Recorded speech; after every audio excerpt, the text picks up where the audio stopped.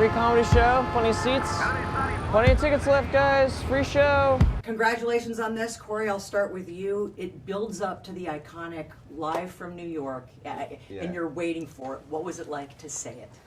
It was very special. So when we shot that, we were maybe like 3/4 of the way through filming, and I'm standing on stage. We have some extras filling the seats as if the audience, but then in that section, everyone comes out, you know, and so I'm staring at the faces, these beautiful faces, the faces of my cast. And at this point, we had been there long enough that we had all like really fallen in love with each other. We were having a great time. And we were all so excited to hear you say the word. Yeah, I think everybody also was like, Felt it's a big deal. It's a big deal. It's a legendary moment. And so I got to stand up there looking at all these beaming faces back at me and say this legendary line that was the beginning of this massive institution of comedy and television for half a century.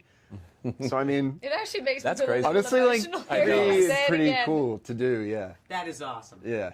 I love hearing that you are done playing sad characters, and this was a nice departure. I'm done. I don't think I Not even done, but realized. you're overdoing No, it. I'm not done.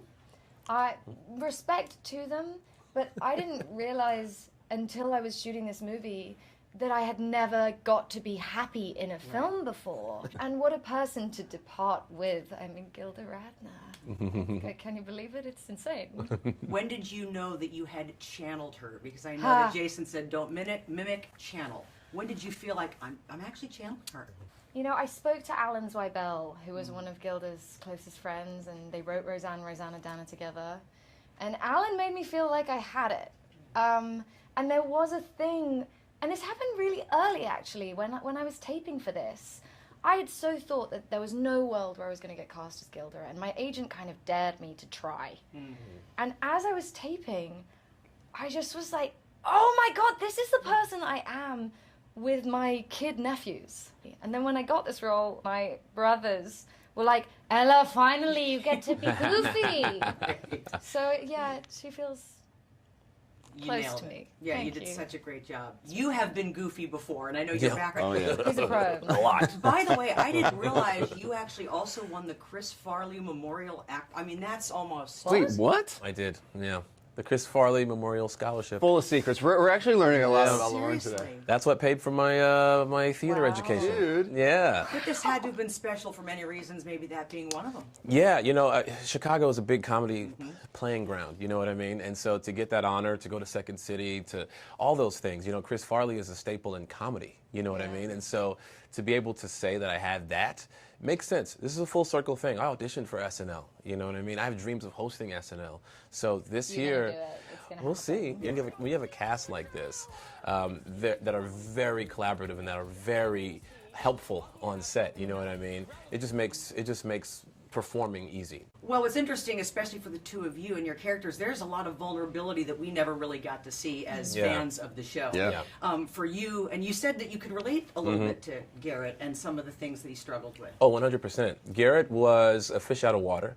You know what I mean? He came in with this weight of work behind him that wasn't being utilized, or he didn't know how to utilize it on a show like this. It's the same for me. You know, New Girl was I was a fish out of water. You know what I mean? I felt like maybe I didn't belong there. I wasn't really blending in the first season. And it took 2 seasons for me to kind of find my footing. And a lot of times, same with Garrett, I am the black dude on The Thing. You know, every movie, every show, it's always like, oh, the black guy from that movie. And I go, and then I find myself doing it sometimes too. Where they go, and people say, hey, what were you? The black guy. And they go, oh, you know, so Garrett and I, we had a very similar walk until we could find our agency and figure out, hey, listen, we belong here and we should perform just like everybody else. I heard that you were having some technical difficulties. Let me start with you, because we chatted during The Fabelmans, where you had full access to basically the person that you're portraying. And in this one, you're encouraged not to have a whole lot of contact. Which do you prefer?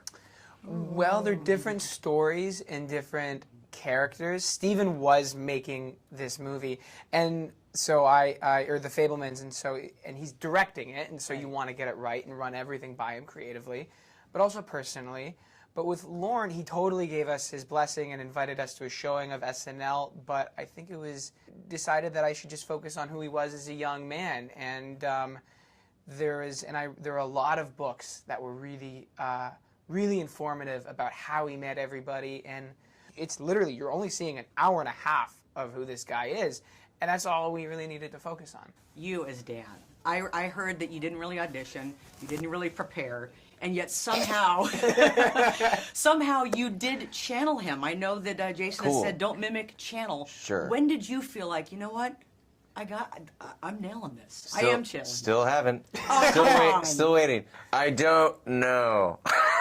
There wasn't, you had to have felt I it did at some audition, point. by the way. It was just I didn't at first, because when I first Right. got it sent to me, because I didn't think that I was a good fit for it, and so it was a funny process for me entering like the whole thing, having that be my feeling, and then just kind of going into it and sort of trusting that whatever Jason saw, like, I mean, he knows the guy like since he was a kid, obviously grew up with him, so I was like, okay, whatever it is that you're seeing, I'll just keep running with, I guess. And What a compliment from him. Yeah. Great Oh, job. absolutely. Yeah, it was just like really leaning into the trust, I guess, and I also want to put on record, you've made jokes that you like didn't do any work or didn't do any prep or Yeah, I stuff like did. that. No, I you know, you had to obviously prep, did. right. That, Yeah. the voice, Dylan's work in this is so amazing, and it's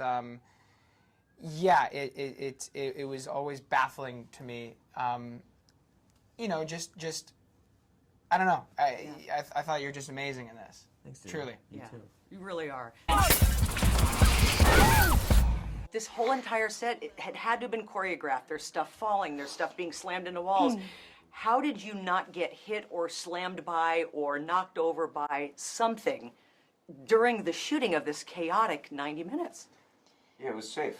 It was safe. It was. It was super planned. Like Jason really put in the work. Like he blocked everything with stand-ins and shot it before we even showed up. So they got injured. in So case they of- got injured, Okay. totally. Yeah, So someone got injured and not us.